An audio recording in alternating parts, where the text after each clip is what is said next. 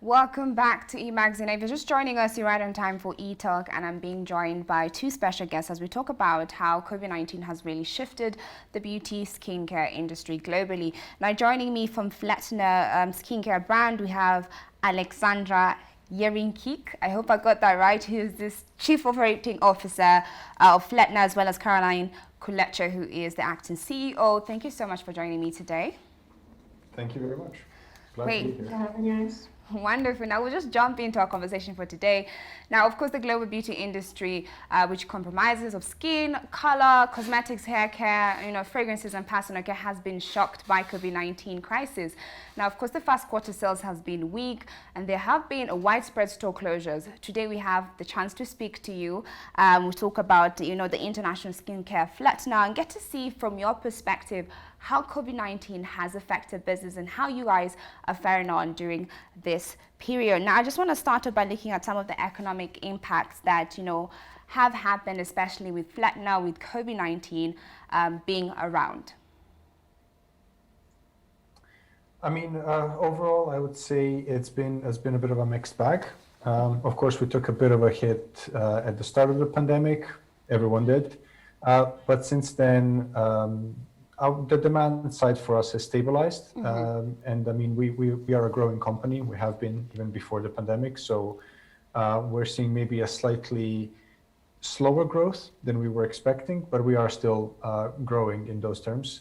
And I think the biggest challenge for us has been the logistics side of the business, where we had to innovate a bit, we had to change a few things, but now we've been able to iron it out, and we're continuing on our upwards trajectory.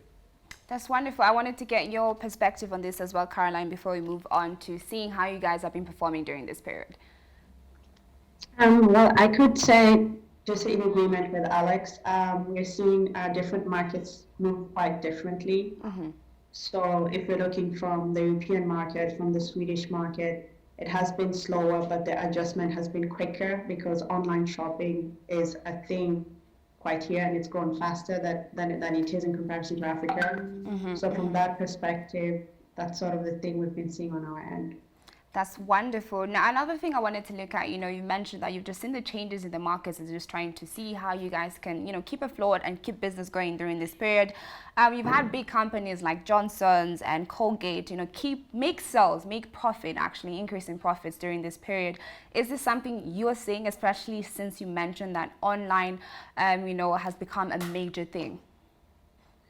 Well, we can say we're seeing it in certain lines, but what I could say is that we've also have to spend more. Okay. So it's not as easy. Of course, there's an increase in sales, but there's also an increase in spending in advertising. Yes. There's more of an increase and shift in the type of content we're creating, because people at home, they have more time. You have to engage them quite a bit more. So yes, there's a positive in the growth of the market, but there's also an uptick in how much you're spending in terms of advertising and how you sort of get the customer's attention. And I mean, to add a bit to that, I would say that it's also, the big brands that, have certain things like, hand sanitizer, of course, they've seen an increase in sales in those segments. I'm pretty sure they've seen a drop off in sales in some other segments. Yes. For us, we don't sell specifically hygiene products, so we never counted on that being an increase. However, because we carry certain cosmetics products like face masks, like sheet face masks, we've actually seen a growth in inquiries concerning those. For instance, when people are just searching the internet, they're trying to find sheet masks, they are also finding us through that. So it's been a bit of a mixed bag in that respect as well. Yeah, we had to clarify in the beginning that we actually don't what type of masks we are carrying on the store. So that was quite interesting in the start. Well, that's quite interesting. I didn't even know you guys are producing masks as well as part of the Fletna brand. So that's quite exciting to see that you guys saw this opportunity and created something out of it, through your brand. So that's a wonderful thing to hear about. Now, of course, the skincare industry has been, particularly hit hard in travel retail. The further development of this crisis is still difficult to predict. It may be that the situation worsens before things pick up again. I wanted to know what measures you're putting in place to ensure that the production and distribution of your product continues. Well, we had a bit of a strategic advantage in the start because we are online only. So in those terms, we didn't have to worry about a store closure and ensuring all of that. So that's been a boon for us. In other terms, again, it's pretty much it's been a bit of a challenge, but I think we responded pretty well. The main thing was for us to listen to the market, Yeah. and then also have an ongoing dialogue with our suppliers and with our logistics teams, and that sort of really informed our strategy. How to respond to this. The single biggest thing that maybe I would point out from the operations side is that we had to switch more towards courier services in order to ensure that we have an uninterrupted flow of goods. So more towards maybe DHL and UPS compared to what we were using before. Okay. Caroline, you want to add something on that? We can move into the next question. No, I mean, I would keep it to what Alex has said, that we are working closely with the market. We did have an advantage starting off. And we don't know how the situation will develop. Yes. What we have been really good at doing, and I'm really proud of my teams, is doing scenario planning. So we're always looking at this scenario, what happens? And of course, we're in different markets. And so we see, like, for example, in Europe, we're going into a complete lockdown. Yes. So we've put our focus there, we put the resources there, we try to figure out how to respond, what do we need to do, and then we just observe what's happening on the other side in Nairobi. And I think we're losing your connection for a bit over there, Caroline. We just lost you for a second with the connection, but I wanted to get to know how the Africa market is, dealing with the changes that have, happened. If you've had any changes with the brand because of COVID-19, because you've shared about how the European market is performing. I wanted to get a perspective on the African market, specifically looking into Kenya. I think specifically and I was going to narrow it down to Nairobi. And one of the things that I was going to say is that we were actually learning a lot more from Kenya, because Kenya went on a lockdown before Sweden. Yes. So yes. in terms of the practicalities and how things were happening. Yes. So what we saw immediately, we had an uptick in our websites. We had an uptick in content. We had women asking more questions. We had men wanting to focus on their skincare because people at home, they have time for self-care. We had people asking more questions about ingredients. I mean, before we were a brand that was focused on ingredients, but not so many customers had the time to come through the website and ask, what ingredients do you have? Yes. And so that's the thing we kind of started seeing. So we started focusing on our content creation, focusing on key ingredients. What we also saw is that the brand sort of, as much as we're a skincare platform, we went into skincare edutainment, right? Because to engage the audience, I mean, people are spending a lot of time on their iPhones or their iPads at home. So they engage with the content on skincare if it's educational. And one of the things that we sort of had, we had a dermatologist in the US who would speak to different celebrities in Kenya on what's right for their skin. And we were finding really cool stuff from the Kenyan market, like, for example, women putting on directly, like honey on their face, Yes. which is something that you would never hear about it in Europe, because the question would it be ecological, would it be what? So just that little insights that you get in the market much more faster, because people are at home, people are engaged more with a brand. If it's interesting, if it's fun, they will definitely go into it. And that sort of helped with the sales, but that's also sort of shaped how the brand is. It's shaping how Fletna is becoming, how Fletna is growing. And from that perspective, we're taking that and learning from that.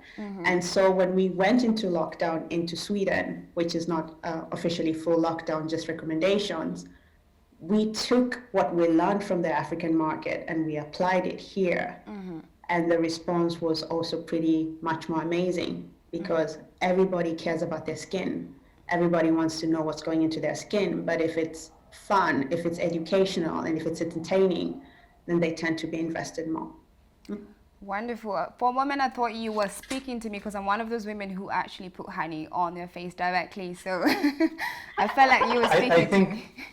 I think I need to dig up the clip and send it to you because one of the advice that the dermatologist gave was, Yes. you know, she likes the whole DIY approach, and it's great. The problem is you never know about the exact concentrations of active ingredient, which is, you know, why, you know, for our masks, you know, it's all standardized, you know exactly what's gone into it and how much. And so, you know, you can see different effectiveness. That's very true. Even if, you know, you put in one avocado every time, then yeah, the level of active ingredients and whether it's been, how heavily it's been pesticide used on it, that can really have an impact. And that's information a lot of us consumers do need to get to be able to understand what exactly we're putting on our skin.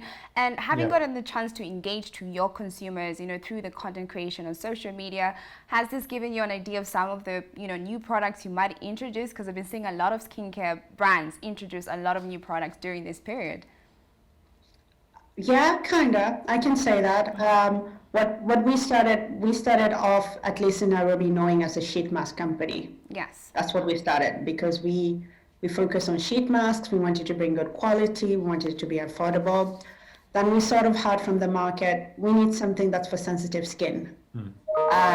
And that was a decision that was all rounded, not just based on one market. It was the same decision that was coming from Europe also. And so we went in and we brought in the organic line. Yes. And then we started hearing from women again, can you please give us a sunscreen that works for sensitive skin? And then we went in and we bought SPF 50, that's from the Dewy Tree line. But what we were very keen, because this question that we get asked with a global brand, believe it or not, does it work on my skin is different? You know, it's your European brand, is it gonna leave a white cast on my skin? So then we sort of made sure that the sort of sunscreen we brought into the market sort of blends with the skin. A little bit of a pink cast on it that makes it easier to blend on any skin tone. So we are constantly listening to the market, listening to what our customers want and what they need, and then bringing that back into the market. And then one of the things that we really, really realized, and we have Fletna Fresh Up, which is a product that was sort of, women were coming to us with skin problems that we could not solve. They were coming with psoriasis or extreme eczema. And we said, we cannot solve this for you. So we asked, okay, can you go to a dermatologist? Who can we refer you to? And they were like, I don't have money to go to a dermatologist. What am I going to do? Or the time as well. All the time. Yeah. So what we did is we created Fletna Fresh Up, which is for about 1,000 bob. You can write in all your skin symptoms, you know, and then just write it to us, and the dermatologist would look into it, and they will just send it back to you. And then we also created an opportunity that women could actually, if they wanted to meet a dermatologist, they could have a dermatologist from the US dial in with a Zoom call and just speak to them about their skin, you know. But this is something that was driven from the market, from the need of our customers constantly asking us to help them about their skin. And we feeling that we have a medical limitation, that we cannot take up that role. Yes. We do know there are other brands that would say our products solve everything, but we understand sometimes the best way to help a customer is to actually get medical advice that goes in line with our skincare. Couldn't be put better than that. I also wanted to get to really understand, you know, what kind of research and effort did you guys have to put in order to find, you know, a mask that is good for the skin? Because, you know, some of us just use random masks that we find we really don't know what effects they're having on our skin. So I wanted to get to know about Fletna's brand when it comes to masks and just understand that a little bit more. Well, it can be a bit of a time-consuming and effort-consuming, of course, to bring in something new in terms of a physical product, because we really do test it a lot. Okay. So before we even start considering anything, we get a certain number of samples, and then we have our focus groups that help us with testing it out, both in Europe and in Kenya. And, you know, it has to be a good mixture of people. So it has to be people with really sensitive skin, because you need to know if someone is going to react to something. then it's a no-no. That's absolutely no. We're not bringing that in. I'm not having that on my conscience. And then also it has to be listening to the market, and if market is telling you, okay, we have this specific concern, can we find the right thing to address it in that way? So it can take a while to bring in a new product, but then once we bring it in, we know it's gone through at least, I think that the very least we've had is 1 month of actual testing usage to see that I mean, the skin reacts really quickly normally. If there's something wrong, it'll show up in a day or two. Yes. But we take a bit of an extra longer period of time to see that there is that it would not have any unwanted side effects. Okay, wonderful. Thank you so much for that. Because of time, I have to ask you my very last question, just to wrap up our conversation. Now, we're in a space where, of course, we have the wave 2 of coronavirus. That's why majority of us are going back into lockdown and taking even more serious safety measures globally. I wanted to know, what are some of your worries, expectations, for your brand as we go into wave 2 of coronavirus? Do you feel like business is just going to continue being, growing, or are you expecting or thinking there's something that's going to affect, the business? Personally, I think business is going to get more innovative. That's the place we are going with COVID-19. That's what we have learned in all markets. You need to plan, you need to be agile, and you need to be fast, and you need to be quick. This is very good for consumers, we are living in a very technological society where you have the power on your fingertips, What we're really lucky is that Kenya is one of those markets where people are not afraid to shop online. They're not afraid to have online payments. We still have cash on delivery, but this has drastically changed, like from, I think, a year and a half where people would not pay online, but this is not the case. So I don't expect anything bad. I just expect good things. I expect that we would have to be competitive and we would have to be innovative to stay on top, because that's how the market is. I think Nairobi is just one of those cities where you can't sleep. Kenya is that 100%. Type of country. Life is fast out here. Life is fast. You have to be on your feet. And what we notice, if we put something in the market, we know 2 days later our competitor is going to have it out. So it's just a question of, do you do it better? Do you do it faster? But this is so good for the consumer, because it just gets better, it gets cheaper, and it's just good. Yeah, Alexander, you want to add something before we end our conversation for today? No, I mean, the main thing is always take care of the customer. They always have to come first. I mean, I know in our case, we positioned ourselves pretty well before the crisis really hit with the whole COVID crisis. So in those terms, we've been able to maintain our price stability. So even though the shilling has fallen a bit on the international markets, we've been able to maintain the same prices to our customers, and we are committed to them, and we will not be looking to pass on any costs onto them that we absolutely don't have to, basically. Okay, wonderful. Thank you so much for that. Thank you so much for making time to just talk to us, about what Fletna is doing, not just in Kenya, but even in the European market. It's amazing to get to understand what you guys are all about. So I appreciate you for making time. Now we're going to take a short commercial break, guys, but we'll be right back with more.